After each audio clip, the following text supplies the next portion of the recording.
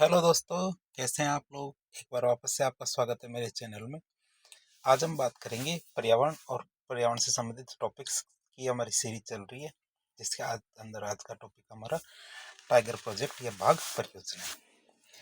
बाघ परियोजना की बात करें तो बाघों को संरक्षण प्रदान करने के लिए उनको सुरक्षित आवास और प्रजनन क्षेत्र उपलब्ध कराने के उद्देश्य से, किस उद्देश्य से, बाघों को संरक्षण प्रदान करने के लिए उनको सुरक्षित आवास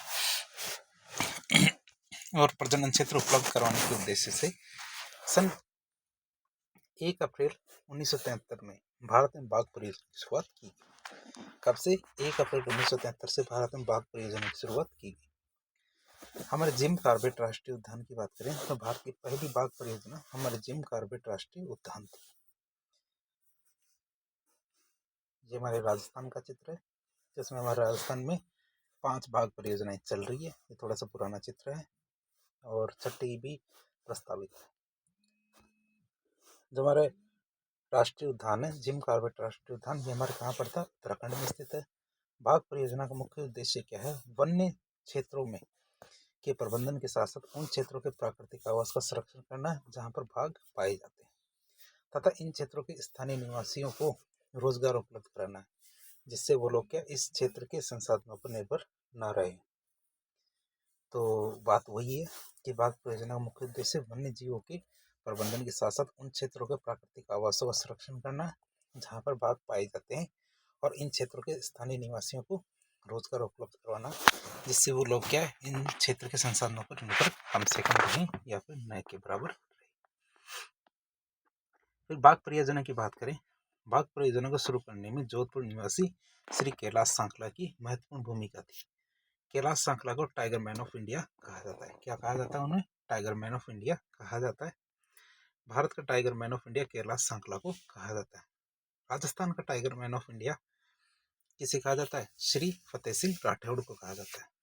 बाघ परियोजना की बात करें तो बाघ परियोजना के क्रियान्वयन और प्रबंधन की जिम्मेदारी हमारे राष्ट्रीय बाघ संरक्षण प्राधिकरण को दी जाती है। किसको? राष्ट्रीय बाघ संरक्षण प्राधिकरण को दी जाती है इसकी पूरी की पूरी जिम्मेदारी।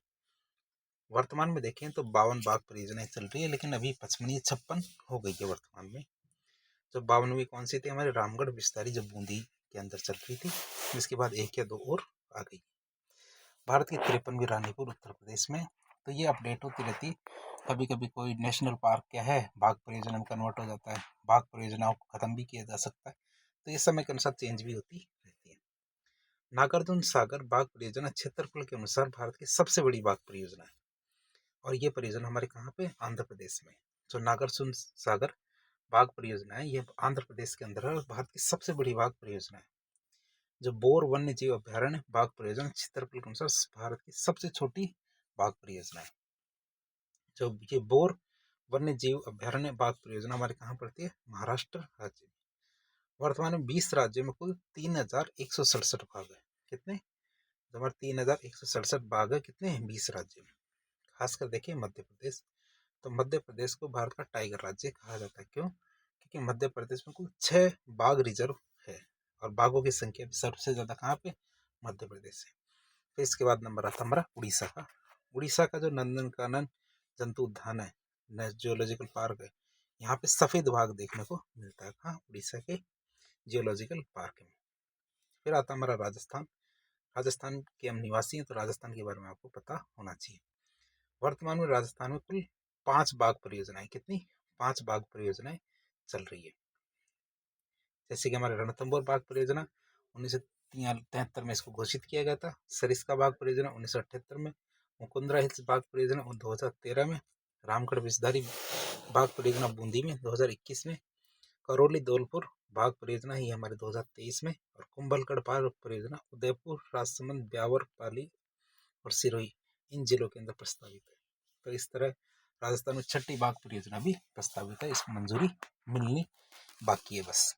तो इस तरह हमने राजस्थान के और भारत के बाघ परियोजनाओं के बारे में बात की, जो इसके प्रावधान थे उनके बारे में बातचीत की। तो इस प्रकार के इन्फॉर्मेटिव वीडियो देखने के लिए हमारे चैनल से जुड़े।